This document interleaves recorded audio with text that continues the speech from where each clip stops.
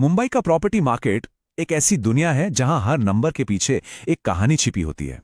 लेकिन 2025 के जो आंकड़े सामने आए हैं ना, वो कोई सीधी सादी कहानी नहीं है। ये एक एक पहेली की तरह है। तो चलिए आज इस पहेली को सुलझाते हैं और थोड़ा गहराई में उतरते हैं। तो सबसे पहला और सबसे बड़ा सवाल जो मन में आता है वो ये है कि क्या मुंबई का प्रॉपर्टी मार्केट जो हमेशा फुल स्पीड पर रहता है, अब थम सा गया है? आंकड़े तो कुछ ऐसा ही इशारा दे रहे हैं, पर क्या यही पूरी सच्चाई है? 2025 में मुंबई में कुल घर बिके 97,188, मतलब लगभग 97,000। ये नंबर सुनने में तो काफी बड़ा लगता है, राइट? ऐसा लगता है कि मार्केट एकदम हेल्दी है, एक्टिव है, पहली नजर में तो सब कुछ शानदार लगता है। लेकिन यहीं से पहली शुरू होती है। पिछले साल के मुकाबले ग्रोथ कितनी हुई? सिर्फ 1%। सोचिए, 1 लाख के आसपास घर बिक गए, लेकिन बाजार सिर्फ 1% ऊपर गया। ऐसा कैसे? ये जो कॉन्ट्राडिक्शन है ना, इसके अंदर ही असली कहानी छुपी हुई है। तो हमारे सामने अब ये मिले जुले संकेत हैं। एक तरफ इतनी जबरदस्त बिक्री और दूसरी तरफ ग्रोथ लगभग 0 के बराबर, मतलब दुनिया के सबसे हॉट प्रॉपर्टी बाजारों में से एक, और ऐसी कंफ्यूजिंग तस्वीर। और यही वो पॉइंट है जहां हमें थोड़ा रुक कर सोचना पड़ता है, क्योंकि अक्सर जो हेडलाइन नंबर्स होते हैं ना, वो असली कहानी को छुपा लेते हैं। सच तो सतह के नीचे डेटा की परतों में दबा होता है। और इसी सच को सामने लाने के लिए फ्लैट्सकार्ट का विश्लेषण सिर्फ हेडलाइन नंबरों पर नहीं रुकता। बाजार की असली नब्ज को समझने के लिए डेटा के अंदर झांकना जरूरी है। और हमारी रिसर्च ने क्या बताया? जवाब टोटल बिक्री के आंकड़ों में नहीं है, बल्कि एक बहुत बड़े बदलाव में है। एक ऐसा बदलाव जो मुंबई के घर खरीदारों की सोच में आ रहा है, और ये बदलाव बाजार को फिर से परिभाषित कर रहा है। इस बदलाव को हम द ग्रेट एस्पिरेशन शिफ्ट कह सकते हैं। इसका मतलब है कि मुंबई में घर खरीदने वालों की जो आकांक्षाएं हैं, उनमें एक बुनियादी बदलाव आ गया है। लोग अब क्या ढूंढ रहे हैं, वो पूरी तरह से बदल रहा है। इसे समझने के लिए ना, पहले 2024 के अंत के नंबर देखते हैं। उस वक्त 50 लाख से कम के जो किफायती घर थे, बाजार में उनका हिस्सा था 42%। ये काफी सॉलिड आंकड़ा था, मतलब बाजार पर उनकी अच्छी पकड़ थी।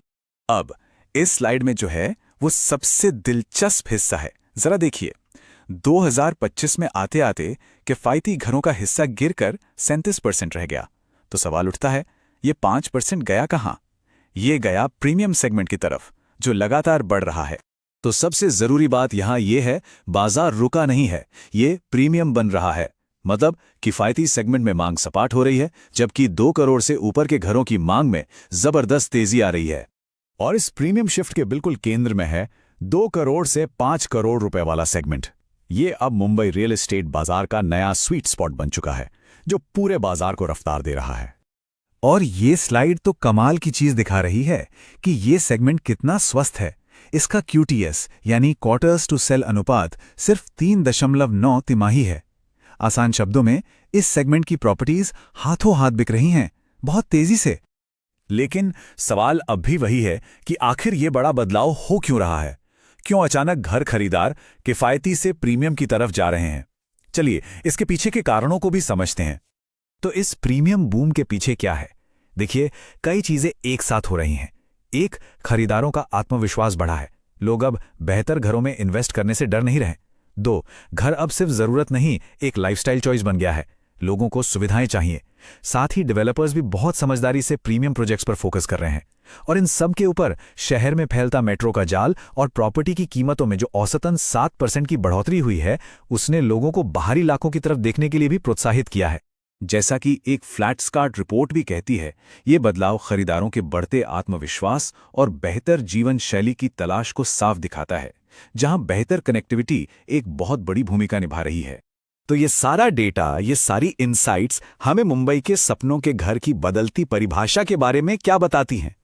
एक बात साफ है, शहर में घर खरीदने की जो आकांक्षाएं हैं, वो एक नए लेवल पर पहुंच चुकी हैं। तो अगर हम इसे संक्षेप में कहें, तो मुंबई के रियल एस्टेट की नई हकीकत कुछ ऐसी है। खरीदार अब किफायती से प्रीमियम की ओर बढ़ रहे हैं। उनका ध्यान अब सिर्फ लोकेशन पर नहीं, बल्कि जीवन शैली और सुविधाओं पर है। अच्छी कनेक्टिविटी वाले बाहरी इलाके नए हॉटस्पॉट बन रहे हैं, और मांग बड़ी, ज्यादा मूल्य वाली प्रॉपर्टीज की है। और ये सब हमें एक बहुत जरूरी सवाल पर लाकर खड़ा करता है। बाजार का ये बदलता हुआ चेहरा उन लोगों के लिए क्या मायने रखता है जो मुंबई में अपना घर ढूंढ रहे हैं? ये उनकी खोज को, उनके बजट को और उनके अंतिम निर्णय को कैसे प्रभावित करेगा? अगर आपको ये पूरी एनालिसिस जानकारी पूर्ण लगे तो और ऐसी रियल एस्टेट जानकारी के लिए फ्लैट्सकार्ट को लाइक, शेयर और सब्सक्राइब करना मत भूलिएगा। एक छोटा सा डिस्क्लेमर, ये सारे विचार रियल टाइम फ्लैट्सकार्ट डेटा पर आधारित हैं और बाजार की बदलती स्थितियों के साथ भिन्न हो सकते हैं।